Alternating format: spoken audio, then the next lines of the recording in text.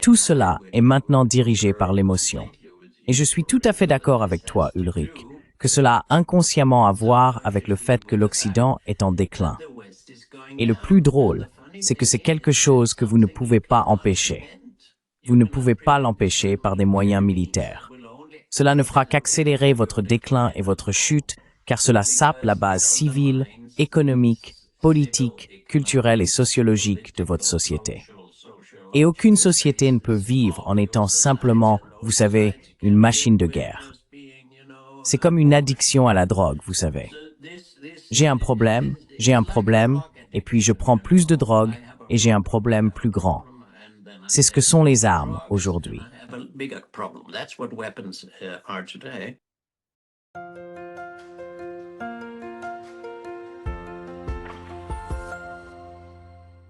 Hello everybody. This is Pascal from Neutrality Studies. Bonjour à tous, je suis Pascal de Neutrality Studies et aujourd'hui j'ai avec moi deux penseurs européens fantastiques.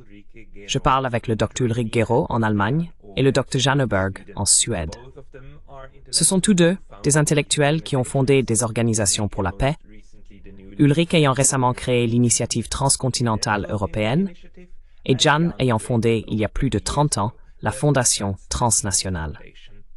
Aujourd'hui, nous voulons parler de l'activisme pour la paix avec quelques conseils d'intellectuels expérimentés sur ce que nous pouvons tous faire pour sortir de cette spirale d'escalade. Alors, Ulrich, Jan, bienvenue. Eh bien, faisons cela en deux parties. J'aimerais d'abord faire un peu d'analyse. Qu'est-ce qui a mal tourné?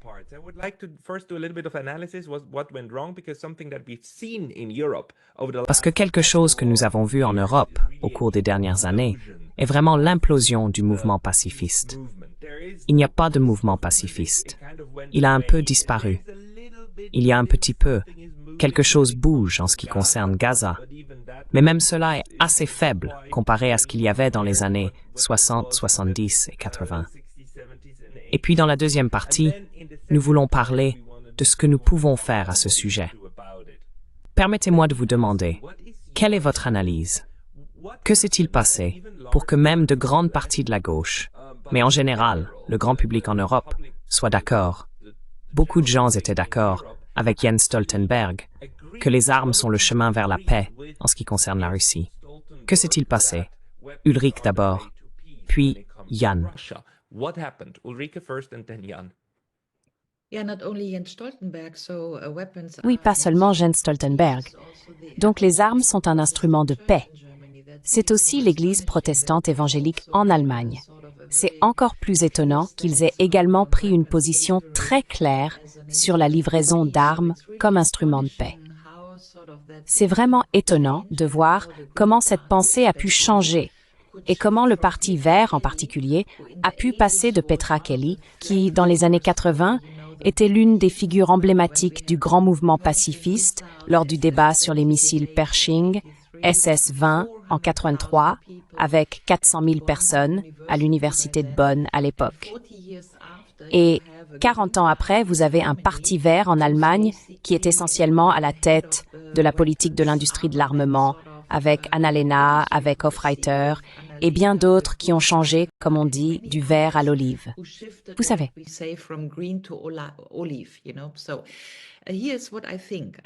Alors voici ce que je pense. Je veux dire, la dernière grande et importante manifestation pour la paix que nous avons vue était avec l'Irak. Je me souviens, et j'y étais, qu'en 2003, lorsque la guerre en Irak a commencé, les grandes rues Unter den Linden à Berlin étaient vraiment pleines. Il y avait des dizaines de milliers de manifestants. Et certains d'entre vous connaissent peut-être ce roman très brillant de Ian McEwan, l'écrivain britannique, qui a un roman intitulé Saturday. Il décrit le jour où la manifestation pour la paix à Londres contre la guerre en Irak a eu lieu. Je ne peux que recommander ce très court roman intitulé Saturday de McEwan. Nous avons eu des manifestations à New York, Barcelone, Madrid, Berlin, partout en 2003. Et comme vous le dites, ensuite, cela s'est effondré.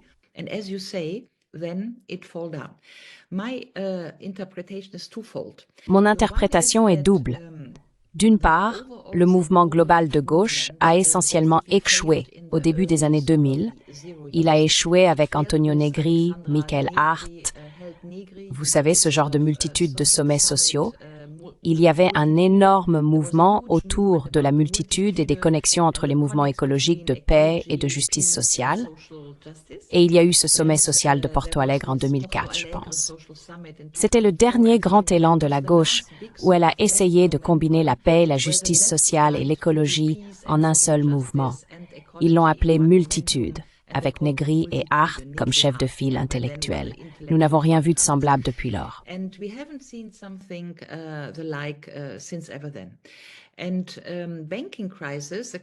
Et la crise bancaire, quelques années plus tard, a entraîné des manifestations d'austérité qui ont conduit à certaines manifestations sociales, mais cela a également été effacé. Je pense que la jeunesse, la jeune génération, qui normalement aspire à la paix, c'est l'instinct d'une jeune génération d'aspirer à la paix, a été essentiellement, disons, instrumentalisée ou guidée dans les discours qu'elle a engagés. Ils se sont concentrés sur George Floyd, la diversité, le climat et les questions transgenres. Il y avait beaucoup d'autres discours qui émergeaient. Greta Thunberg est un très bon exemple, car elle était la figure de proue pour le climat, plaidant pour rester à la maison pour le climat et les grèves scolaires pour le climat.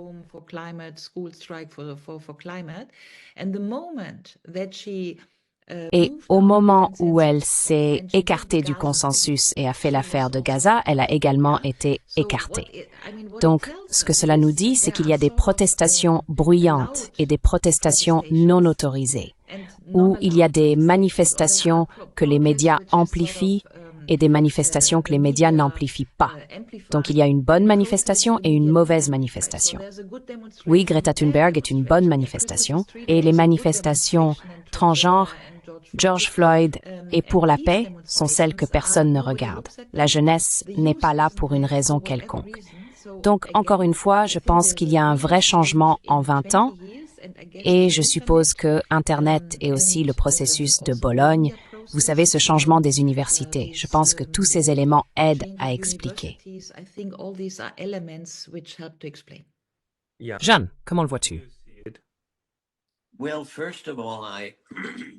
Eh bien, tout d'abord, ce qui était ou était généralement appelé le mouvement pour la paix était essentiellement un mouvement anti ou critique. Ce n'était pas un mouvement pro-paix. Nous étions contre les armes nucléaires, nous étions contre les missiles intercontinentaux et de moyenne portée en Europe dans les années 80, etc.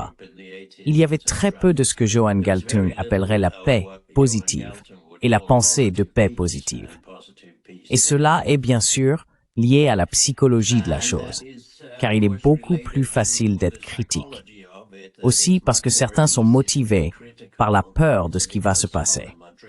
Il est plus facile d'être critique envers quelque chose que nous n'aimons pas que d'être constructif et de dire ce qui devrait être fait. Je veux dire, c'est intellectuel et psychologique.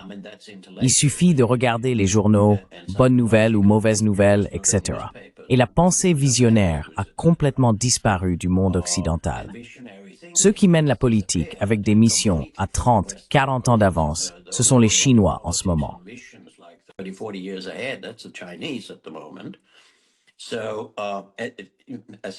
Donc un troisième facteur, je dirais, est que la machine de propagande a été plus massive que jamais auparavant. Je l'ai vu moi-même. Je veux dire, vous pouviez accéder aux médias grand public pendant la guerre en Irak. J'ai moi-même été très fortement impliqué dans la dissolution, non pas en créant la dissolution, mais en travaillant contre la dissolution de la Yougoslavie. Vous pouviez atteindre CNN et BBC avec d'autres points de vue sur la Serbie ou le nettoyage ethnique ou le Kosovo ou autre. C'est totalement impossible aujourd'hui. Personne ne veut entendre autre chose que le récit principal qui a été décidé une fois pour toutes. Et je vous le dis, et c'est je pense la première fois que je vois cela en plus de 50 ans, il y a un très haut consensus entre la politique, les médias et la recherche. La recherche pour la paix a essentiellement disparu. Je veux dire, qui travaille aujourd'hui sérieusement à la réduction de la violence? Très peu.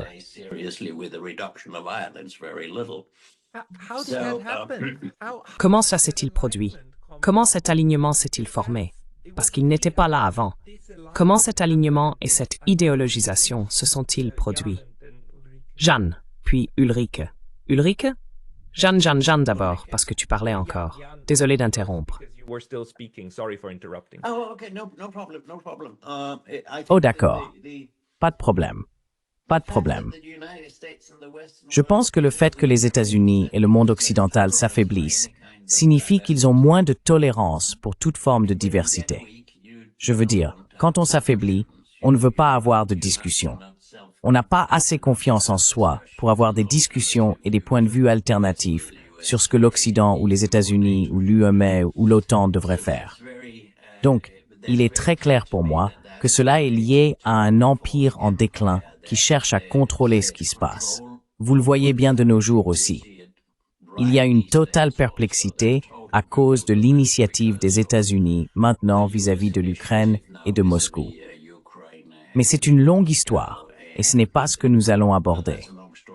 Mais je pense que le mouvement pour la paix, pour en revenir à cela, n'a jamais vraiment été un mouvement pour la paix.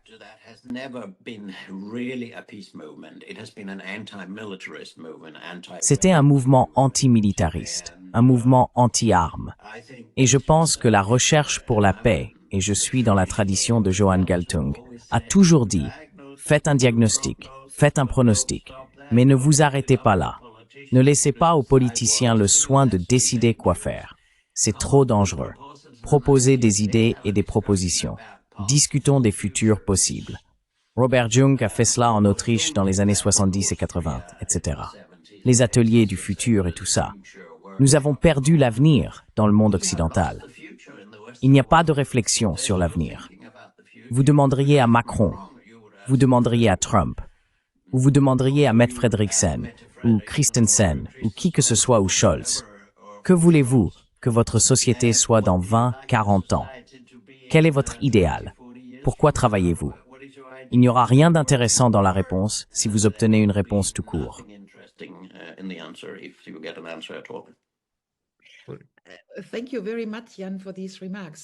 Merci beaucoup, Jeanne, pour ces remarques. Tout d'abord, puis-je dire que j'ai reçu un prix en 2019 de la bibliothèque Robert Jung à Salzbourg. Donc je suis très heureux. Et comme vous vous inscrivez dans la tradition de Galtung, un vrai problème, je pense, est qu'il n'y a pas de mouvement pacifiste autorisé aux États-Unis. Les progressistes aux États-Unis manquent. Je veux dire, il y a encore quelques progressistes. Je sais qu'il y a aussi un sentiment anti-OTAN aux États-Unis. Et nous devons nous connecter avec ce genre de progressistes en Amérique. Mais vous n'avez plus de figures comme Galtung ou Galbraith, Kenneth Galbraith, vous savez, comme de grands combattants pour la paix et pour la justice sociale. Je veux dire, Bernie Sanders est toujours là, mais il vieillit. Oui, il n'y a rien.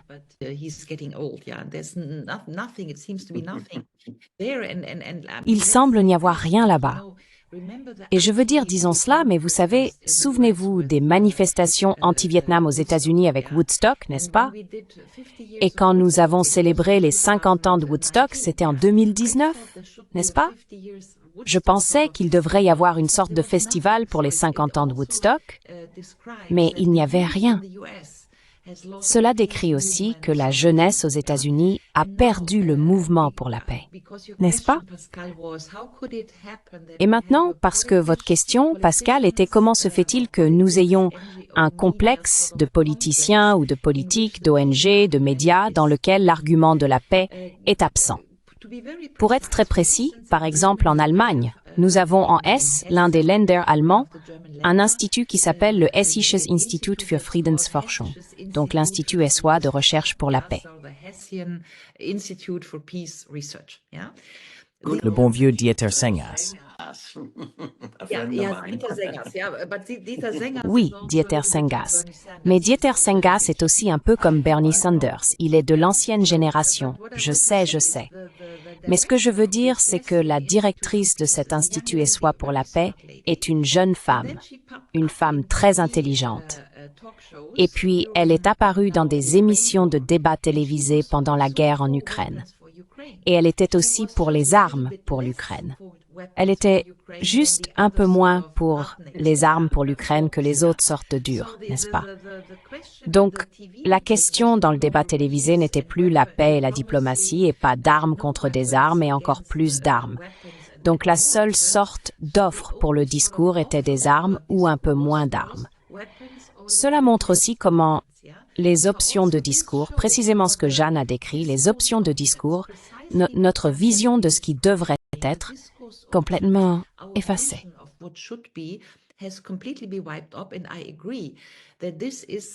Et je suis d'accord, c'est, à mon avis, merci de l'avoir dit, Jeanne, mais c'est fondamentalement, je pense, la réaction d'un monde occidental impérial mourant qui sait que nous l'avons perdu. Nous l'avons perdu au profit des Chinois. Nous n'avons plus, tu l'as dit Jeanne, et je suis totalement d'accord, nous n'avons plus la capacité de penser de manière utopique, de penser en termes de justice et de paix, etc. Cela semble être totalement effacé. Et encore une fois, nous avons créé de nouveaux discours qui piègent notre jeunesse, comme le climat, l'histoire du climat, et ainsi de suite. Et donc les grands thèmes de la société comme comment pouvons-nous vivre dans une société socialement juste et pacifique ne sont plus à l'ordre du jour. C'est très intéressant parce que j'ai moi-même écrit une utopie. J'ai écrit un livre en 2016, 500 ans après Thomas More.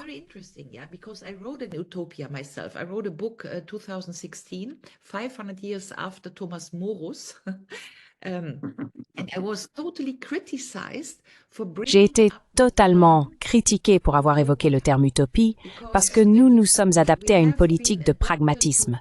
Et le pragmatisme, c'est qu'il y a un problème. Nous devons réagir immédiatement et nous devons faire X, Y et Z. Et personne n'a de pensée prospective. Et je pense vraiment que c'est totalement épouvantable, parce que si vous n'avez pas la capacité de vous projeter dans l'avenir, alors vous n'allez nulle part parce que vous ne faites que courir derrière ce qui se passe chaque jour.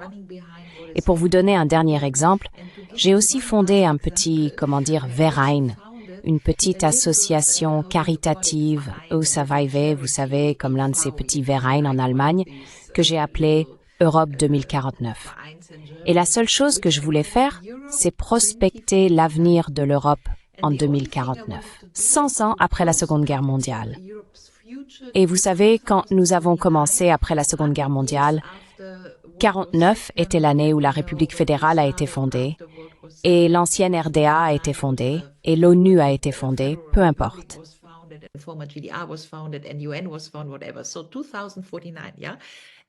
Alors, 2049, oui. Et devinez quoi? Récemment, lors d'une table ronde, j'ai été accusée d'avoir des théories du complot parce que j'ai créé une institution avec un chiffre. Et les chiffres sont totalement numériques. Et puis il y a un complot derrière ça et j'ai dit, écoutez, non, je suis pas dans le complot, je veux seulement avoir une vision pour l'Europe 2049. Et le fait réel que, vous savez, la réaction à l'Europe 2049 soit aussi ridicule, explique essentiellement le no man's land intellectuel dans lequel l'Europe se trouve.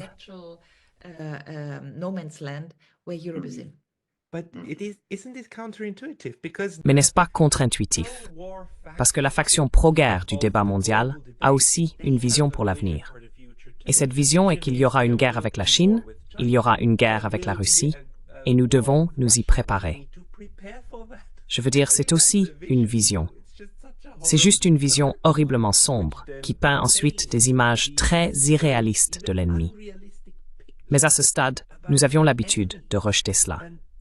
Du moins, il y avait une bonne partie de la population dans les années 60, 70 et 80 qui rejetait cela et disait non, ce n'est pas la vision que nous voulons. Jeanne, quand la faction pro-guerre a-t-elle gagné le discours public?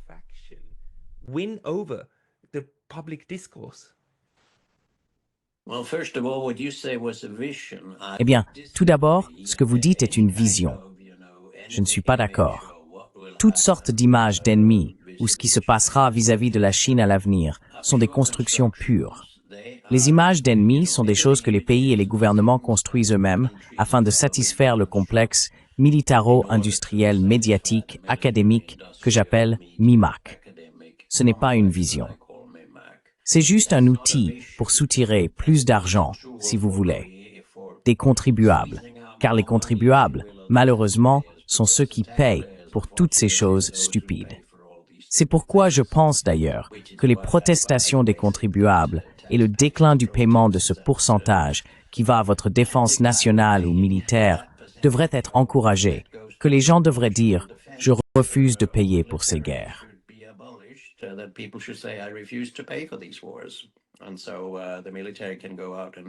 Et donc, l'armée peut sortir et vendre du café et des gâteaux pour récolter de l'argent pour leur guerre. Mais pour faire court, je pense que c'est une question énigmatique que vous soulevez. Car si vous y regardez de plus près, toutes ces guerres depuis le Vietnam ont été des guerres perdues. Elles ont été perdues en termes de leurs objectifs initiaux de contrôle ou d'extraction de ressources, ou quoi que ce soit d'autre. Toutes ont été illégales selon la Charte des Nations Unies. Les États-Unis les ont toutes dirigées, et elles ont toutes été en termes militaires des défaites. Regardez simplement l'Afghanistan, regardez la destruction de la Libye, regardez la destruction, en partie, de l'Irak. Et maintenant, vous savez, nous avons fini par soutenir pleinement un génocide dans le monde occidental.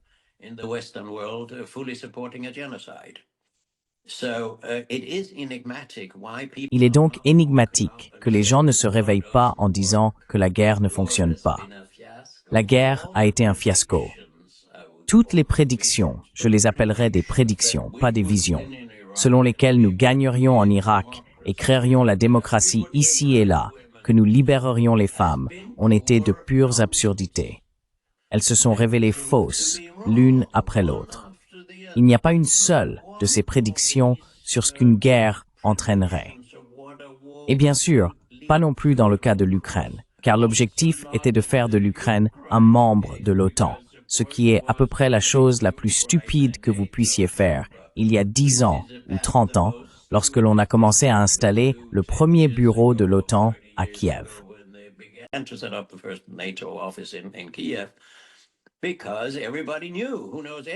Parce que tout le monde qui connaît quelque chose à la sécurité et à l'histoire sait que vous pouvez vous étendre et rompre toutes vos promesses faites à Gorbatchev de ne pas élargir l'OTAN d'un pouce. Et c'est bien documenté. Je dirais à ceux de vos téléspectateurs qui croient que la page d'accueil de l'OTAN et de l'UMA a raison en disant que ces garanties n'ont jamais été données. Elles ont été données. Et cela a été perdu maintenant, également enfin, pour que la plupart des gens le voient. Cependant, pas les dirigeants européens qui continueront à se battre et à armer l'Ukraine. Mais cela a également été perdu. Si le but était d'intégrer l'Ukraine dans l'OTAN, c'est déjà perdu. Donc, il n'y a pas une seule guerre qui a été gagnée.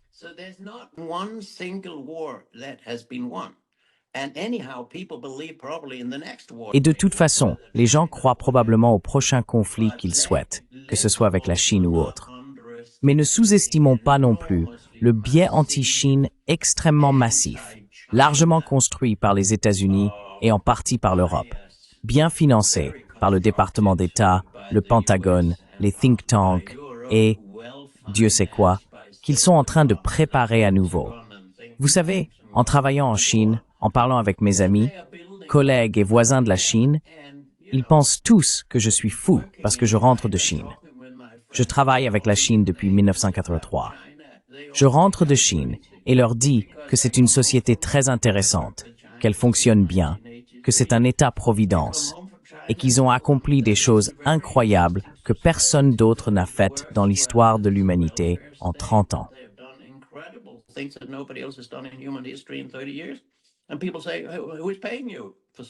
Et les gens disent, qui vous paye pour dire ces choses? Donc c'est très très massif. Et par conséquent, je veux dire, nous ne pouvons pas résoudre tous les problèmes que vous soulevez. Nous pouvons juste dire que c'est une énigme pour moi. Pourquoi les gens ne se réveillent-ils pas et ne disent-ils pas « Oh, cette guerre est des conneries » parce que c'est ce que c'est. La guerre, c'est des conneries, et légitimée par des conneries. Il n'y a pas un seul argument que vous puissiez trouver pour la guerre en Ukraine qui n'aurait pas pu être arrêté il y a longtemps par une intelligence normale, une connaissance normale et un peu d'empathie.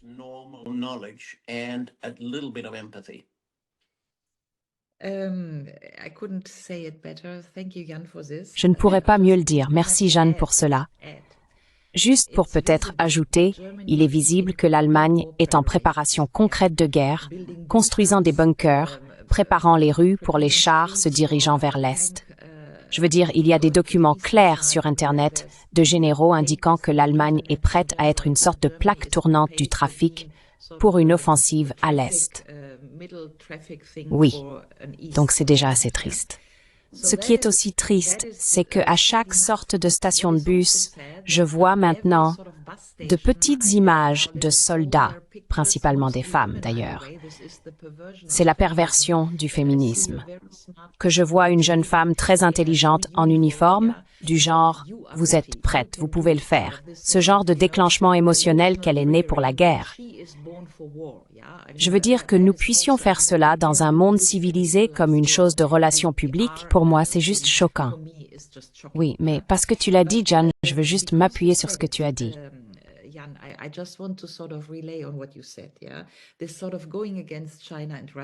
Ce genre de confrontation avec la Chine et la Russie me semble également imminent.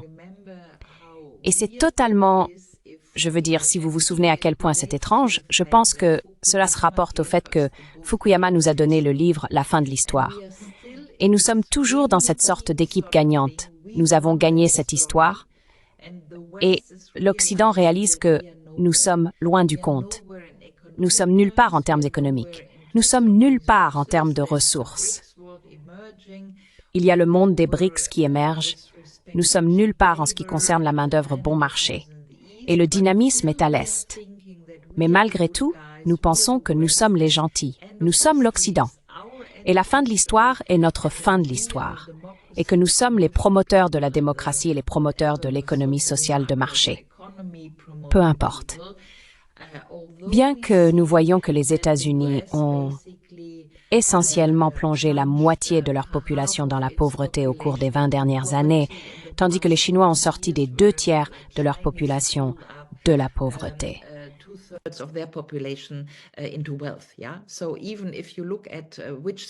Donc, même si vous examinez quel système est meilleur pour la population, vous pointeriez vers la Chine et non vers les États-Unis. Et j'ai écrit cela dans un livre récent. Mais tous ces arguments sont fondamentalement, comme l'a dit Jeanne, vous ne pouvez pas faire ces arguments parce que le système médiatique et le système scolaire universitaire sont tellement biaisés que lorsque vous parlez de la dichotomie entre les gentils, nous, l'Occident, et ces dictatures comme la Russie, comme la Chine, ce sont toujours des dictatures. Oui. Donc il y a une dichotomie claire. Et nous produisons du bien pour notre peuple, et les autres ne produisent pas de bien pour leur peuple.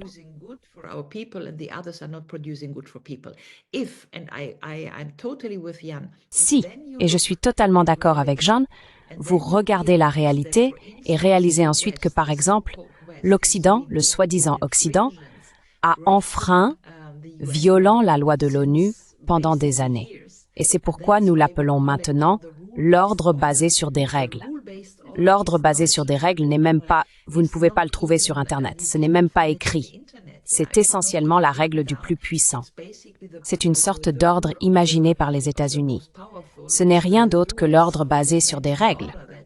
Mais notre ministre des Affaires étrangères, Annalena Baerbock, parle toujours de l'ordre basé sur des règles, et c'est le seul moyen de contourner le fait même que nous enfreignons la loi de l'ONU en ce qui concerne Netanyahou, en ce qui concerne la CPI, en ce qui concerne l'Ukraine, peu importe.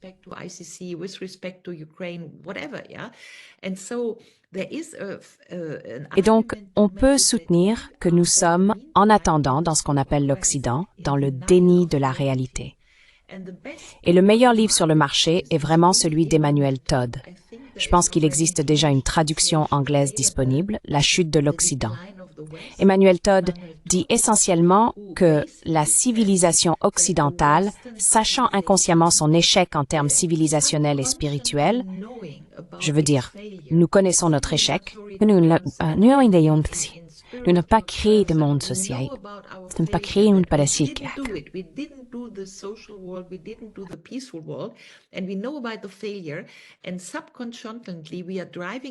Et inconsciemment, nous nous dirigeons vers ce nihilisme de l'échec, une déconstruction de la guerre, car nous ne pouvons pas nous blâmer nous-mêmes. Nous avons besoin d'un bouc émissaire. Et le bouc émissaire maintenant est soit Poutine, soit les Chinois. Ils feront ainsi la destruction que nous ne pouvons pas assumer comme étant notre propre destruction. Je pense que c'est un argument très important. Et toi, Pascal, peut-être que tu pourrais inviter un psychologue la prochaine fois à ton débat, car je pense que nous devons étudier les fondements psychologiques de l'Occident, qui est toujours là. L'ordre basé sur des règles.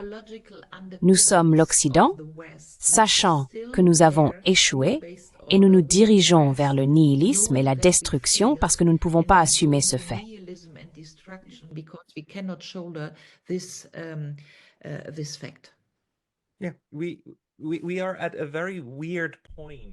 Oui, nous sommes à un point très étrange, surtout en Europe, car en ce moment, également avec l'administration Trump, c'est la première administration depuis longtemps qui parle officiellement de paix.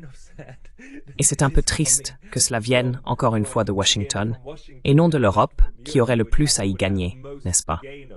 Et apparemment, il y a eu un appel téléphonique entre Donald Trump et Vladimir Poutine, disant que le ministre des Affaires étrangères le soiffer de Tuffy et les moque de sa défense parmi tous de la nécessité de créer la paix avec la Russie.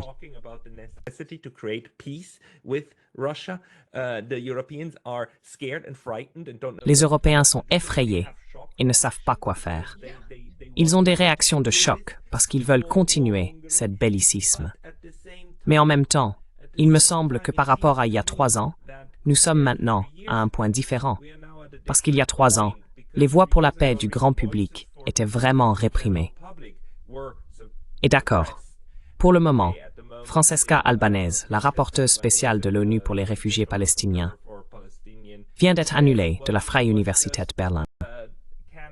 Donc cela se produit encore.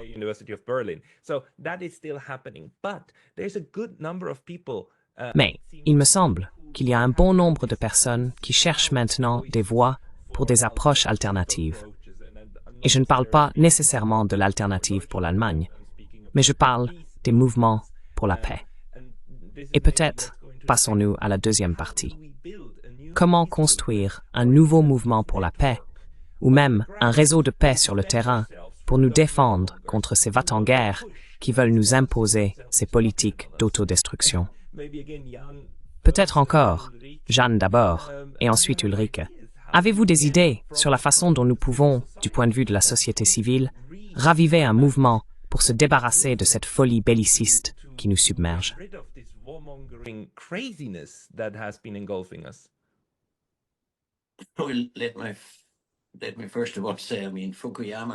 Permettez-moi tout d'abord de dire, Fukuyama aurait dû écrire un livre. Son titre était erroné. Cela aurait dû être la fin de l'Occident. Mais je suis très heureux, Ulrike, que vous mentionniez la psychologie, parce que j'ai soutenu, je pense aussi lors d'une conversation précédente ici avec Pascal, que le temps est révolu, où nous pouvions comprendre la politique internationale de manière rationnelle, et que nous pouvions la comprendre par, vous savez, des approches scientifiques ou académiques, comme la science politique, les relations internationales, ces types d'écoles, etc. Ce dont nous avons besoin aujourd'hui, c'est de la psychologie, de la psychiatrie, de l'eschatologie, de la théologie et de beaucoup d'autres choses. Mais ces types de, vous savez, choses qui étaient des aspects, des perspectives, des approches dont nous n'avions pas besoin auparavant, parce qu'il y avait un minimum de réalisme impliqué. Non seulement la réelle-politique, mais le réalisme et la rationalité en politique. Le tout est maintenant dirigé par l'émotionnalisme.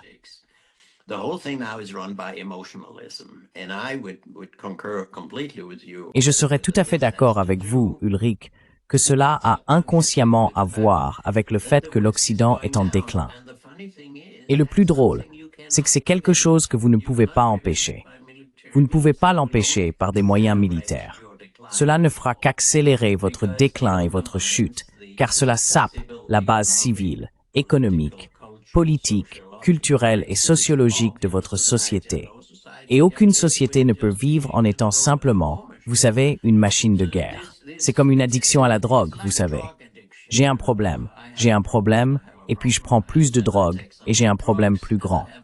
C'est ce que sont les armes aujourd'hui. Je veux dire, notre propre fondation, qui opère depuis 1986, en soutien à l'objectif de la Charte de l'ONU de faire la paix par des moyens pacifiques. Ce que nous faisons, c'est occasionnellement, et je dirais peut-être la moitié de quoi nous faisons, c'est de la réflexion visionnaire.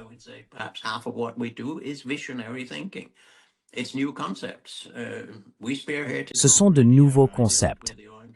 Nous avons déjà été à l'avant-garde, où je l'ai fait avec Johan Galtung en Allemagne, en 1967, je pense.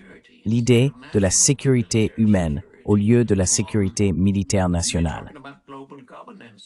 Nous parlons maintenant de gouvernance mondiale, parce que la démocratie est à la traîne. Ce n'est plus la démocratie. Mais je veux dire, regardez les États-Unis, qui sont censés être une démocratie, sont maintenant dirigés par des décrets et des ordres exécutifs. Et un homme qui dit des choses sans avoir consulté personne. Mais ce que je dis, c'est que les militaires pensent globalement. Les gens de l'économie, les financiers, les entreprises pensent globalement. En termes de démocratie, le domaine politique. Alors nous ne pouvons discuter qu'au niveau national. Nous trois assis ici, nous pouvons aller voter pour nos systèmes nationaux, mais nous ne pouvons voter pour personne au niveau international.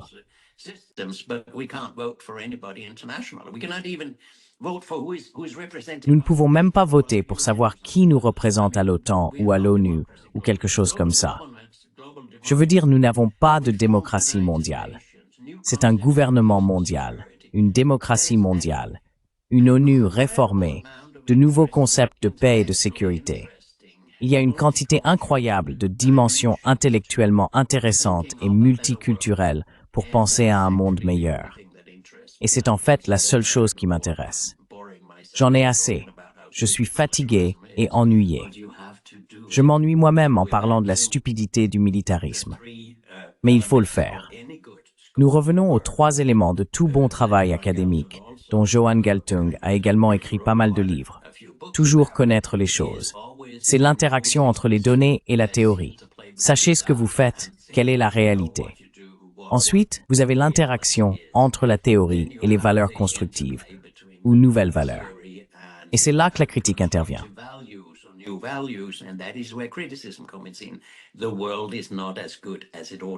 Le monde n'est pas aussi bon qu'il devrait l'être.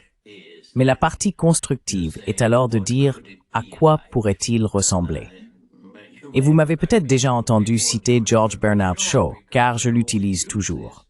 Je ne sais pas s'il l'a réellement dit, mais on lui attribue cette citation selon laquelle la plupart des gens regardent le monde tel qu'il est et demandent pourquoi. Mais nous devrions regarder le monde tel qu'il pourrait être et demander pourquoi pas. Et c'est la seule chose que je peux faire. Je ne peux rien faire d'autre. Ma fondation, celle que je dirige et que ma femme et moi avons créée, nous y sommes dévoués et nous allons le faire aussi longtemps que nous respirons, écrivons et parlons. Mais je ne peux pas vous dire ce que les autres devraient faire. Je peux dire à quiconque avec qui je parle, aux conférences que je donne, etc., aux étudiants que je rencontre, soyez constructifs. Pensez à ce que cela pourrait être. Mais vous savez, vous n'obtenez pas un emploi en faisant cela. Certaines personnes doivent vivre cela.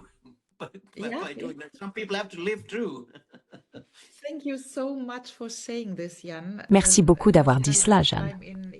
Pascal, je m'exprime immédiatement, mais je veux dire, juste pour répéter avec d'autres mots, mais d'abord, il y a vraiment un problème avec le fait que la soi-disant école réaliste aux États-Unis, Axel Hagerström, et tous ces gens, a également été intellectuellement effacée.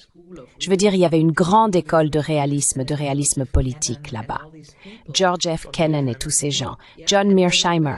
Oui, et ils ont été essentiellement tous repris par des idéologues, Brzezinski et Kissinger, et peu importe. Nous sommes totalement revenus à la théologie politique avec Carl Schmitt, vous savez, et les Straussiens et tout ça, vous savez, ce genre de projection de son propre pouvoir et tout ça. Donc, il y a, et merci de l'avoir dit, Yann, Je pense qu'il y a une sorte de vide théorique parce que nos universités n'autorisent plus la théorie d'une certaine manière, parce que tout est taxé, parce qu'est applicable.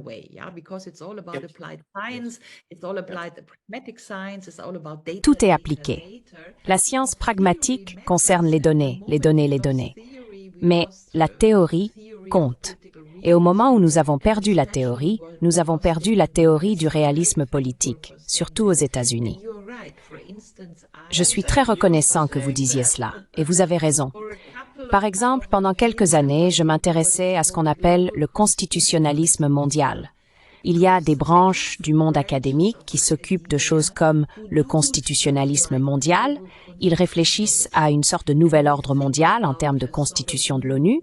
Est-il bon de baser le système de pouvoir de l'ONU sur les États-nations ou devrions-nous penser à une représentation qui soit une représentation des peuples? Parce que dans l'ONU et surtout au Conseil de sécurité de l'ONU, nous n'avons pas de représentation des peuples. Oui.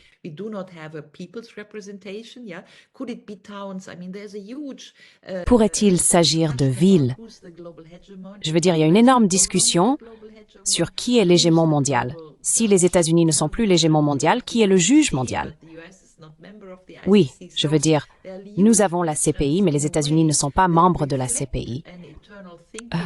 Il y a donc de grandes questions qui reflètent une pensée éternelle, comme Immanuel Kant l'a déjà posé en 1791, la paix éternelle, en quelque sorte ce que doit être la structure du globe, si nous voulons poursuivre la paix mondiale. Et je pense qu'il est très important de revenir dans la recherche, dans le milieu universitaire, à des discussions, par exemple, comme le constitutionnalisme mondial.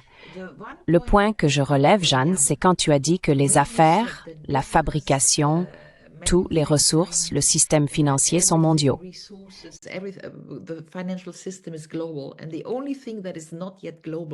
Et la seule chose qui n'est pas encore mondiale est essentiellement le pouvoir d'État, car cela est lié à l'État-nation. C'est l'État-nation. Vous pouvez gouverner votre monde ou vous gouvernez votre pays. C'est précisément ce que Dani Rodrik a déjà discuté dans son livre fabuleux « Le paradoxe de la mondialisation ». Vous vous souvenez de ce livre où Rodrik disait essentiellement que vous ne pouvez pas avoir les trois choses. Vous ne pouvez pas avoir la souveraineté, la démocratie et la mondialisation. Il faut en laisser une de côté. Et donc, la question pour le système mondial est que voulons-nous laisser de côté? La souveraineté nationale? Voulons-nous laisser de côté la mondialisation ou voulons-nous laisser de côté la démocratie? Et le système que nous utilisons actuellement, ce système de gouvernance, laisse de côté la démocratie partout. Nous essayons de conserver la souveraineté.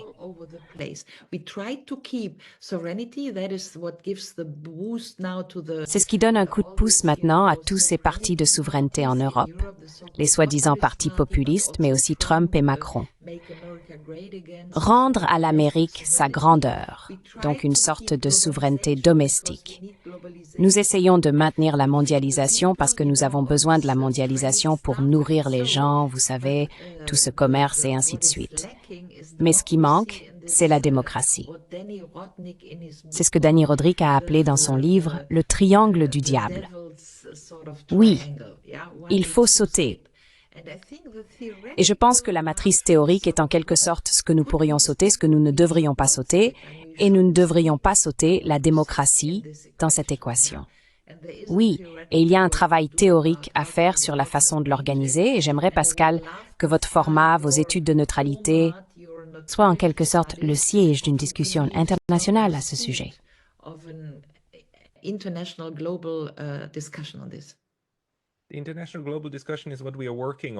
La discussion internationale mondiale est ce sur quoi nous travaillons, également avec quelques autres personnes, à la fois sur cette plateforme et en dehors. Et nous en parlerons très bientôt. Pas tout de suite, mais très bientôt. Mais pour moi, pour l'instant, avec vous deux, vous savez, l'analyse de ce qui ne va pas est une chose. Et puis créer des visions pour où nous voulons aller est une autre chose. Et c'est une bonne chose. C'est une bonne idée. Nous devons le faire. Mais les gens qui écoutent cela sont assis quelque part chez eux parce qu'ils ont un peu de temps et qu'ils s'y intéressent. somewhere at home because they have a bit of time and they have interest in this, and they might have a Saturday morning or a Sunday Et afternoon. il pourrait avoir un samedi matin ou un dimanche après-midi chaque semaine pour écouter. Et il pourrait se dire, que puis-je faire? 65 ans, nouvellement retraité. 70 ans, retraité depuis 5 ans, ou 45 ans, et encore au travail avec des enfants. Mais ils ressentent toujours la même envie que nous. Donc, des ressources limitées, une vie à vivre, des choses à faire. Mais vous aimeriez faire quelque chose. À quoi pourriez-vous penser? Vous savez, en étapes concrètes que les gens peuvent entreprendre, qui soient constructifs dans les moyens possibles et qui contribueraient à un avenir constructif et orienté vers la paix. A constructive, peace-oriented future. Can I start this time too? Because Puis-je commencer cette fois aussi? Parce que je peux être très bref. J'ai écrit une utopie qui s'appelle « Pourquoi l'Europe devrait devenir une république ». Et j'imagine essentiellement une grande Europe comme la Suisse, construite de bas en haut par une démocratie engagée, décentralisée, vous savez dire pas une super État centralisé de l'UE. L'UE pour moi est abolie.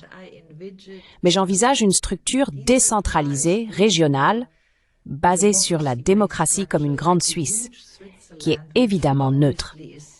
Parce que les deux forces que l'Europe peut tirer de l'histoire sont que nous avons de l'expérience dans l'équilibre des pouvoirs. Nous avons fait cela pendant des siècles.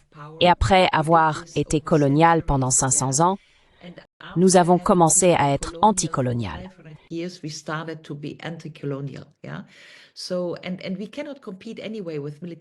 Et nous ne pouvons de toute façon pas rivaliser, nous ne rivaliserons jamais avec les Chinois, les Russes ou les Américains. Donc je pense que nous devrions travailler sur le point de vente unique de l'Europe, qui est la paix, la diplomatie et l'équilibre des pouvoirs.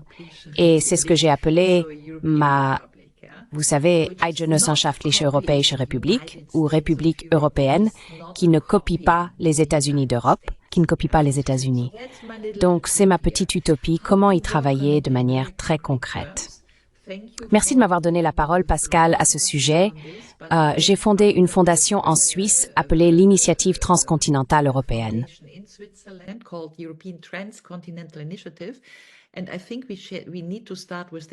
Et je pense que nous devons commencer avec la jeune génération. L'un des projets divers de cette fondation sera un format de coopération jeunesse, comme le format de coopération jeunesse franco-allemand après la Seconde Guerre mondiale qui a construit la compréhension franco-allemande, d'où est venue l'intégration européenne. Tout n'était pas mauvais, car même si maintenant l'Union européenne existe, tout le monde a d'énormes ressentiments et cela va définitivement dans la mauvaise direction. Il y a eu de bons moments et les personnes qui ont réalisé ce projet de l'UE, comme Mitterrand, Delors ou même Helmut Kohl, avaient de bonnes intentions. Nous ne devons pas négliger cela.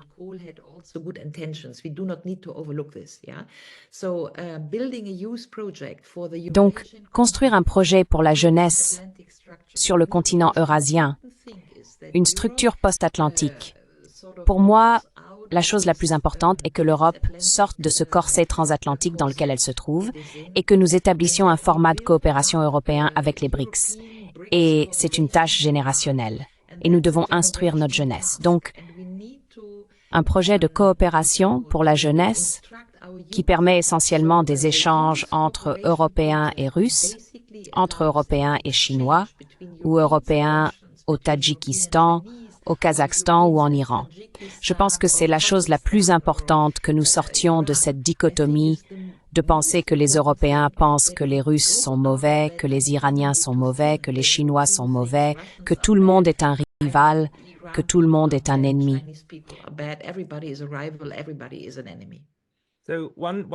Une recommandation serait d'essayer de reconstruire des liens. Essayez d'aller en ligne, de reconstruire des liens avec la Russie, l'Iran, la Chine sur une base individuelle. Ce serait une chose, n'est-ce pas? Et pousser la jeunesse. Et essayer d'éduquer la jeune génération aux nouvelles mécaniques de regard vers l'Est. Ces gens ne sont pas mauvais. Je veux dire, essayez de sortir les jeunes générations de la pensée unique, du monde unipolaire, comme on l'appelait à l'époque, où la seule pensée est dans le récit transatlantique, et tout ce qui dépasse ce récit transatlantique est par définition mauvais. Nous devons sortir nos jeunes de cette pensée unique. Jeanne, quelle est ta recommandation?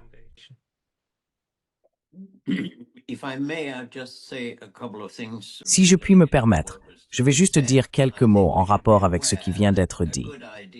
Je pense que nous devrions être conscients qu'une bonne idée prend entre 25 et 50 ans pour se concrétiser. Donc nous ne devrions pas du tout désespérer. Je continue d'insister sur le fait que je verrai certaines des bonnes idées se réaliser de mon vivant. Peut-être que je me rassure, mais je le pense. Nous voyons du changement. Et je pense aussi que nous ne devrions pas sous-estimer le fait que ce que nous voyons maintenant est quelque chose qui, je ne dirais pas, je dirais probablement, ne s'est pas produit depuis des siècles. Nous évoluons non seulement parce que les États-Unis et le monde occidental sont en déclin, mais nous nous dirigeons vers un nouveau système dans lequel il n'y aura plus de monde unipolaire.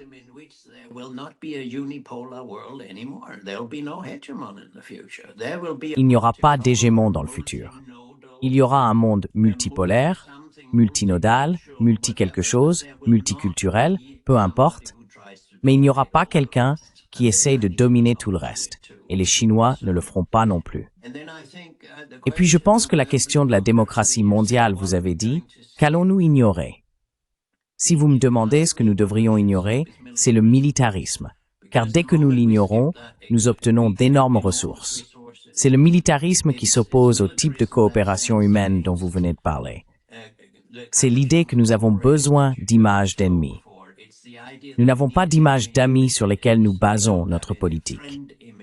Et donc, chaque fois que nous disons ces choses, transformons-les en pensées constructives.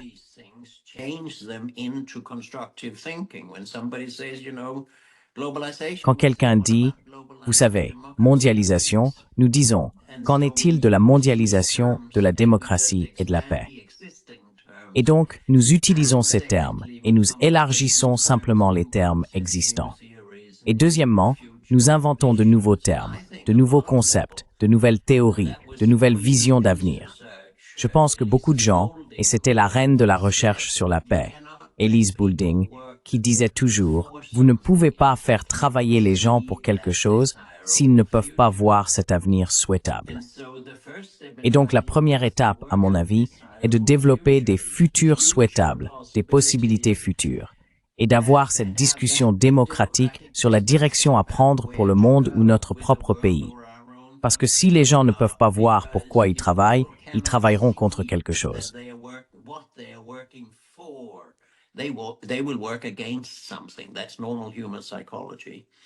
C'est la psychologie humaine normale. Et je pense aussi que ce dont nous avons besoin, ce n'est pas seulement, nous n'avons pas besoin de la pensée dystopique dans laquelle nous sommes en ce moment. Nous n'avons pas non plus besoin d'utopie. Je ne sais pas ce que vous entendez par là quand vous le dites, mais à mon avis, nous avons besoin de ce qu'on appelle des utopies. Utopie ne signifie pas l'Union européenne, mais cela signifie un avenir souhaitable qui est également possible. Alors que l'utopie a la connotation d'être une chose onirique, fantastique, mais qui ne peut pas être la réalité. Et donc, dès que vous pouvez pousser dans n'importe quelle direction, je veux dire, j'essaie de le faire dans mes propres interviews avec des gens des médias et de dire « et si nous pensions différemment ?»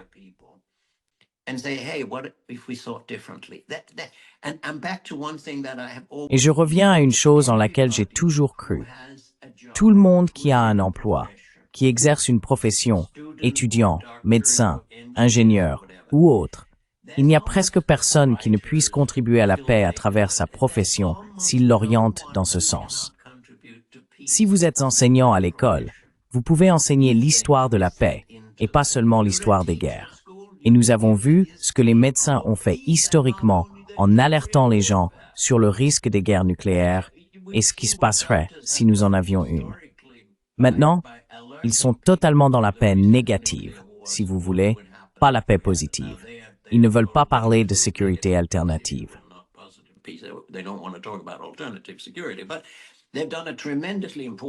Mais ils ont fait un travail extrêmement important en nous montrant ce que ça signifierait en termes de santé si nous avions même une petite guerre nucléaire. Donc, je pense que je n'ai jamais voulu, avec mes étudiants, je ne veux pas dire aux gens quoi faire. Je suis fondamentalement contre cela. Mais je veux suggérer des idées sur la façon dont vous pourriez orienter ce que vous faites déjà vers la paix. Donnez une touche de paix, quoi que vous fassiez. Donnez une touche de paix à quiconque vous rencontrez plus tard aujourd'hui et comment vous saluez cette personne. Ce genre de choses, vous savez. Si des milliards de personnes font cela, nous changerons le monde. Mais un grand plan auquel nous devrions tous adhérer, je n'y ai jamais cru.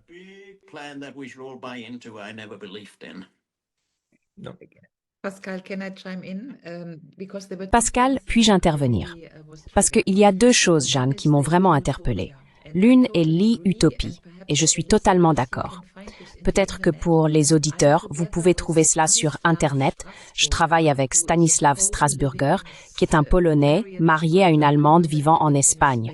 Donc, il est totalement utopique, vivant en Andalousie. Il a en effet un projet d'utopie, e-Utopia. Il a écrit plusieurs articles à ce sujet en espagnol et en polonais, ainsi qu'à Berlin dans le Berliner Zeitung. Donc, pour tous ceux qui écoutent cela, qui parlent soit polonais et peuvent aller à Rzeczpospolita, soit ceux qui peuvent aller au Berliner Zeitung, il y a des articles sur le projet e-Utopia, qui est la conception d'une meilleure Europe. Je suis très heureux de faire ce travail avec Stanislav Strasburger. Et voici la chose. Nous avons demandé un avant quand j'étais à l'université de Bonn et nous ne l'avons pas obtenu.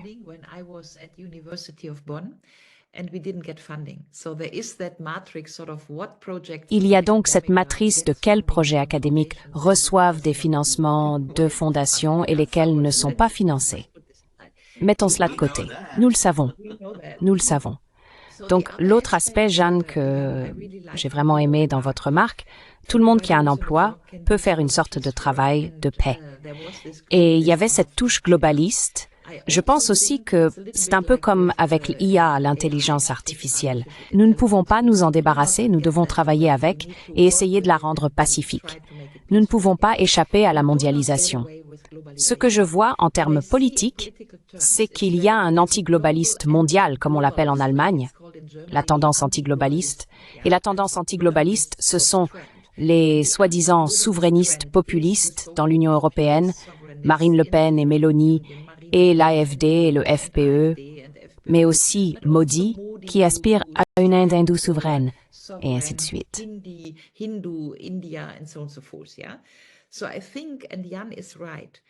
Je pense donc, et Jeanne a raison, que nous devons proposer des concepts de mondialisation qui fonctionnent. La réponse à la perversion de la mondialisation qui nous a conduits au contrôle social, à la militarisation et à la pauvreté sociale n'est pas l'absence de mondialisation, mais une mondialisation différente. Je pense que nous devons absolument travailler sur des concepts en nous reconnectant essentiellement à ce que j'ai mentionné plus tôt dans cette discussion. La multitude et les concepts de Negri et Hart, le sommet social de Porto Alegre et toutes ces choses.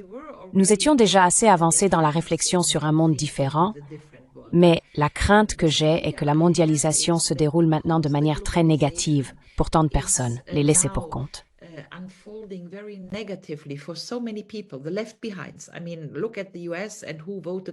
Je veux dire, regardez les États-Unis et ceux qui ont voté pour Trump. Ce sont les laissés pour compte. C'est partout. Ce sont les laissés pour compte, les gens des régions, les agriculteurs, les paysans, ceux des régions structurellement faibles qui votent pour les soi-disant populistes. Il y a donc une réaction antimondialiste politiquement dans le monde entier. Et encore une fois, je pense que la réponse ne peut pas être le souverainisme. Et vous savez, la fermeture des frontières. Mais la réponse doit être des concepts très différents sur la façon de mondialiser la justice sociale, comment mondialiser la paix, comment mondialiser l'antimilitarisme, et ainsi de suite. Et je pense qu'il y a un désespoir pour la recherche académique. Et c'est dommage que cela ne soit pas financé de manière appropriée.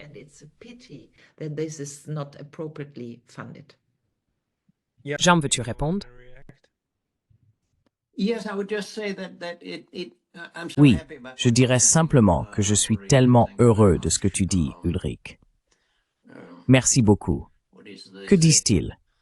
Les grands esprits se rencontrent, et les grands esprits aiment réfléchir. Et c'est ce que nous essayons de faire dans cette conversation. Nous ne parlons pas de beaucoup de problèmes concrets ou de ce qui s'est passé hier lors de cette réunion. Nous abordons quelque chose que je trouve terriblement fascinant et nécessaire. Je pense que ce que nous devrions avoir le courage civil de faire, c'est aussi d'ignorer simplement tous les imbéciles qui descendent les bonnes idées en disant « Oh, ce n'est pas réaliste ». Vous savez, nous avons tous entendu cette phrase « Oh, c'est très idéaliste de ta part de penser que c'est possible, etc. »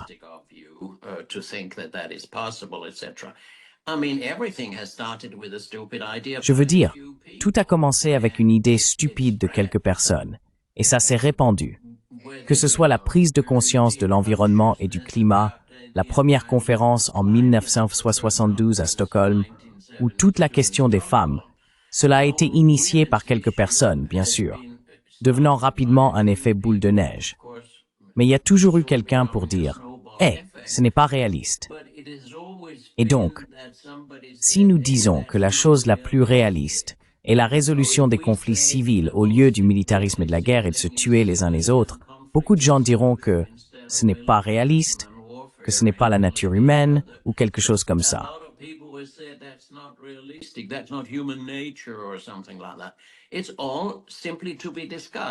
Tout cela doit simplement être discuté et rencontré. Et mon impression est qu'aucun politicien, aucune personne au pouvoir n'a peur des critiques. Ils se critiquent mutuellement. Ils reçoivent beaucoup de critiques dans les médias, dans les lettres aux rédacteurs, ils en reçoivent ici sur le net, etc. Mais ce qu'ils n'aiment pas et ce dont ils ont très peur, c'est que quelqu'un ait de meilleures idées qu'eux. Et vous savez, j'avais l'habitude de dire qu'il n'est pas très difficile d'avoir de meilleures idées que les dirigeants occidentaux d'aujourd'hui. Ce n'est pas si difficile. Allons dans cette direction. Ils nous détesteraient pour cela, mais nous devrions le faire. Si vous avez trop d'idées intelligentes, vous êtes maintenant écarté des universités en Allemagne. C'est donc un problème secondaire. Mais laissez-moi revenir sur ce point, Jeanne. Cela vous montre à quel point le système est faible. Et Jan, tu sais qu'Ulrich a été expulsé de son université, n'est-ce pas alors?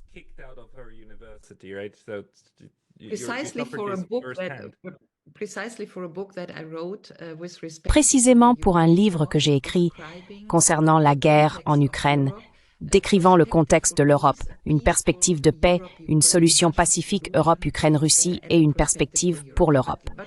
Mais laissons ça de côté. Jeanne, je veux revenir sur ce que tu as dit, que les grands esprits se rencontrent. Penser n'a plus de valeur.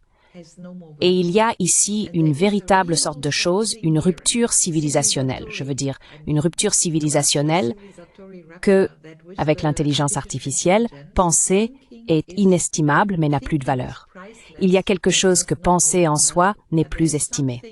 Et ce que je veux dire, c'est que je peux peut-être orienter ceux qui lisent ou parlent allemand vers Bason Brock, qui est un philosophe allemand très important, n'est-ce pas? Bason Brock is a very important German philosopher. And I did podcast with him Et j'ai fait un podcast avec lui parce que j'ai aussi un format de podcast qui s'appelle European Citizens Radio. Vous le trouverez sur Spotify, European Citizens Radio, sur Spotify. Dans l'épisode 3, je parle avec Bason Brock. Le titre est « L'Europe doit affiner sa pensée ». Europa muss das Denken wiederfinden. L'Europe doit affiner sa pensée. Il dit que c'est la chose la plus importante que nous devons faire si nous voulons survivre dans des dimensions civilisationnelles. Et je pense que c'est vraiment mon plaidoyer. La pensée doit être autorisée. Cela prend du temps, cela nécessite de lire des livres, cela nécessite des discussions, cela nécessite tant de choses. Et nous perdons tout cela parce que nous sommes tous sur Zoom et nous écoutons tous. because we are all in the Zoom and we are all listening. No more, we are no longer writing. There's also Nous n'écrivons plus. thing about Il y a writing aussi that l'aspect goes to the body de and l'écriture, ce ends qui on the passe paper, par le and corps we et ce qui refine finit the sur le thinking papier. in Europe. Nous devons affiner la That is pensée really en important, Europe. and that Pour also moi, is c'est one vraiment thing that important. everybody can do, Et c'est also aussi with quelque chose que children. tout le monde peut faire, I mean, surtout there en ce qui is now concerne les first enfants. things against Je veux dire, il y a maintenant des mouvements initiaux contre, je veux dire, je ne suis pas contre la numérisation en soi, mais maintenant vous avez les premiers mouvements en Suède, au Danemark, au Japon, je pense, ou même en France, où il n'y a plus de téléphone portable à l'école. Nous essayons de sortir les enfants de la dépendance et même de l'addiction aux outils numériques. Et tout cela est lié à l'affinement de la pensée. And all this is related to refine the thinking. Yeah, and in this sense, a large Oui. part of what the Et en ce sens, une grande partie de ce sur quoi repose le récit de la guerre est des versions simplistes de la réalité. Cela repose sur le fait de priver les gens du droit de réfléchir par eux-mêmes, parce qu'on leur donne tous ces experts qui leur disent que c'est juste. Par conséquent, cela doit être juste. Donc l'un des plus grands actes de dissidence, de non-conformisme en ce moment, est simplement de continuer à réfléchir, à s'engager et à essayer de faire en sorte que d'autres fassent de même. Nous n'avons pas besoin de dire à tout le monde qu'ils sont idiots s'ils ne voient pas les choses comme nous. Nous leur disons « Non, vous avez raison ». Mais avez-vous déjà pensé à cela? Peut-être que Vladimir Poutine, peut-être que quelque chose comme ça s'est produit. Ne pas ostraciser, mais pousser lentement, intellectuellement, vers un avenir plus sain. 1 minute pour les dernières déclarations, car nous approchons de l'heure. Nous commençons avec Jan, et Ulrike aura le dernier mot. We start with Jan and Ulrike will have the last word. Eh bien, je dirais simplement que la paix est préférable à la guerre. Et nous devrions réfléchir à pourquoi nous ne parlons pas de paix. Et nous devrions réfléchir à ce qu'est la paix et comment y parvenir, parce que c'est tout à fait possible. Cela nous ramène à l'idée de George Bernard Shaw. Nous devrions parler beaucoup plus de la beauté que ce monde pourrait avoir, et ensuite discuter de la manière d'y parvenir, plutôt que de rester coincé dans le passé et le présent. Mais toute la civilisation dans laquelle nous vivons est coincée dans le passé et le présent. Elle n'a pas d'avenir, parce qu'elle ne pense pas à l'avenir.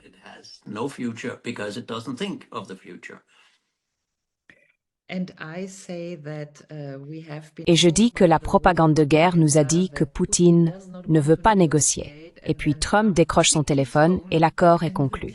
Alors ne croyez pas la propagande. Et je pense, Pascal, que ce que vous faites, c'est construire un samizdat mondial. Et nous savons que dans les années 70, la presse samizdat a conduit à la charte 67 et a essentiellement fait tomber l'Union soviétique. Donc il y a de l'espoir. Nous allons faire une charte 88, juste pour en donner une de plus. Oui, peu importe. Charte 2049. Je pense, vous savez, 100 après la Seconde Guerre mondiale, c'est pourquoi j'ai ce Europe 2049. 2049, I think, 100 years after World War, that's why I have this Europe 2049. Whatever. Peu importe, une génération sorte maintenant et 2049. Très vrai. Nous lui trouverons un nom. Nous lui trouverons un nom. Mes amis, merci beaucoup. Ulrike Gero en Allemagne et Jan Oberg en Suède. À la prochaine. Talk to you next time. Merci beaucoup. Merci, Bo. Merci beaucoup, Pascal.